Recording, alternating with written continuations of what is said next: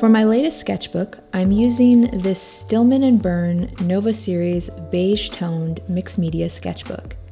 It has 46 sheets or 92 pages, and the size is 8 by 10 inches. I've actually had this sketchbook for a while, but only recently started to use it specifically for lettering sketches and pieces. Rather than drawing anything and everything in this sketchbook, I wanted to keep its pages to a single theme. I also wanted to try out the beige or tan pages and see how it might complement some of my sketch ideas. At first, I considered filling it with stickers. I have hundreds I've collected over time and need to find a home for, so that's what I'm doing here. I picked out a few favorites and played around with the composition, but then I decided I wanted to have a title, some sort of lettering on the cover, which makes sense given that the content of this sketchbook is meant to be lettering and type compositions. At first I considered having letters and words be the title, then I simplified and settled on just words as the title. This one is called Scripts. It has so many beautiful examples of script lettering I sometimes use as inspiration for sketch concepts. There were two alphabets in particular I considered to base the title off of, one more elegant and the other featuring an offset outline. So starting with the lettering, I tried using a regular pencil to mark where the baselines of the word would sit, but of course it didn't show up well on the dark cover. I even tried a blue colored pencil, that didn't show up either. And I also tried a white colored pencil, which still didn't show up well, but worked enough for me to get out a basic sketch of the script lettering. If you have any advice on a better solution, a different pencil to use for an outline on a dark cover that is somewhat erasable, let me know in the comments. Luckily, I was only doing one word, so it was okay to have a really loose outline, and then I could freely draw over it with a white Posca marker. But if I had a more complex composition in mind, I would have wanted something else that showed up better, but could also be erased or masked later. I don't always decorate the cover of my sketchbooks or notebooks. Sometimes I might put one single sticker centered on the front or leave it blank, especially if it naturally is a nice looking cover.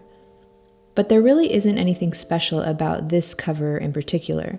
It does have a soft feel to it though, but it is a little boring, and I know over time as I use it, it will get scratched up. So I decided to decorate it. This step of the process, you really want to take your time. Make sure the spacing between the letters and the overall placement of your word is centered on the cover exactly as you want. You can erase and rework as many times as needed before you put down your final outline.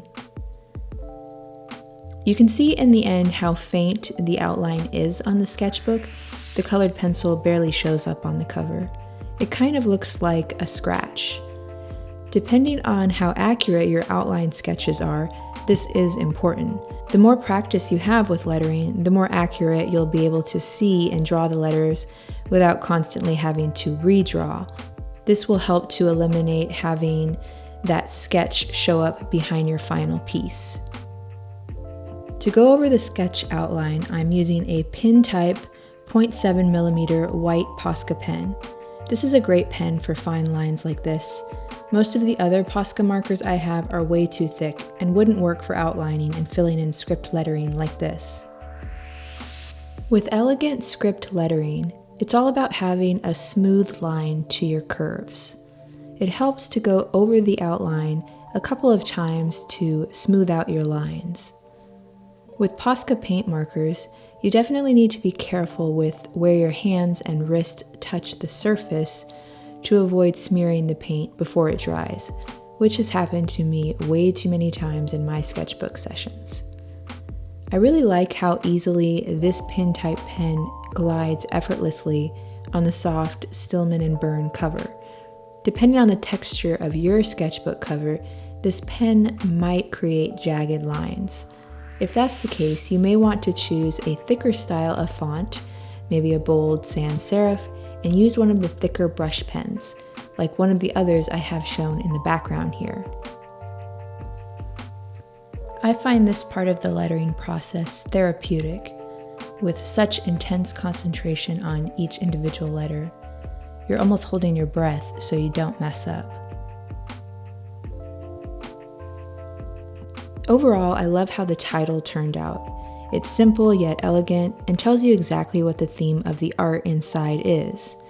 I'm happy with the style of script lettering I chose, how the ink turned out, as well as the size and centered composition.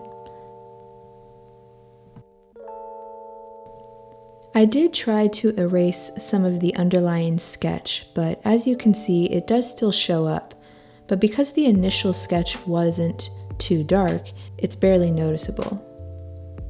While I could have stopped here and called it a day with customizing my sketchbook cover, I do like how the lettering turned out, but I wanted to bring back some of those stickers I showed at the beginning of the video.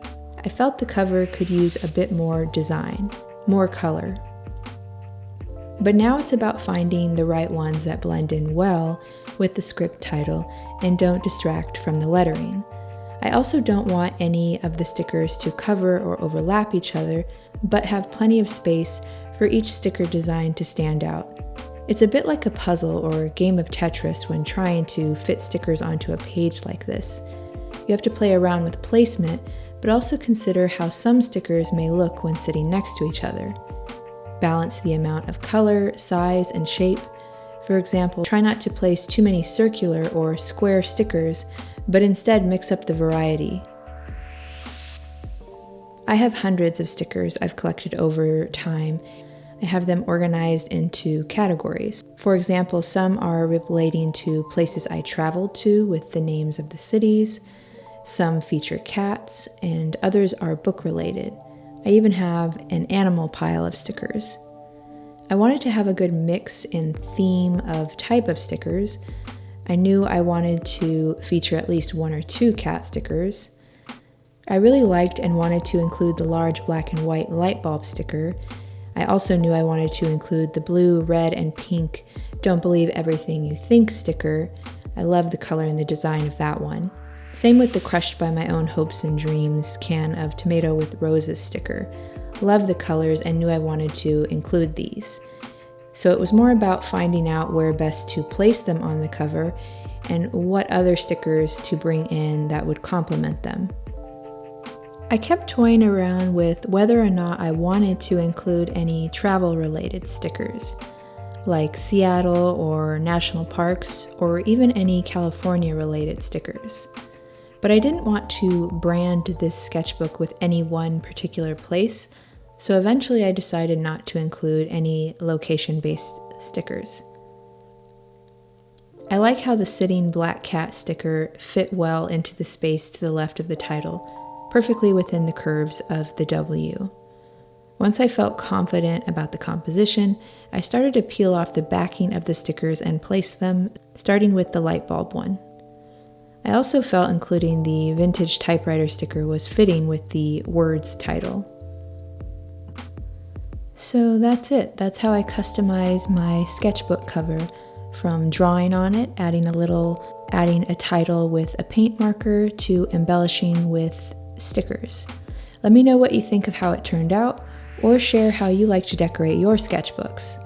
If you enjoyed this video, I'll have links below to other sketchbook related videos you might like to check out next.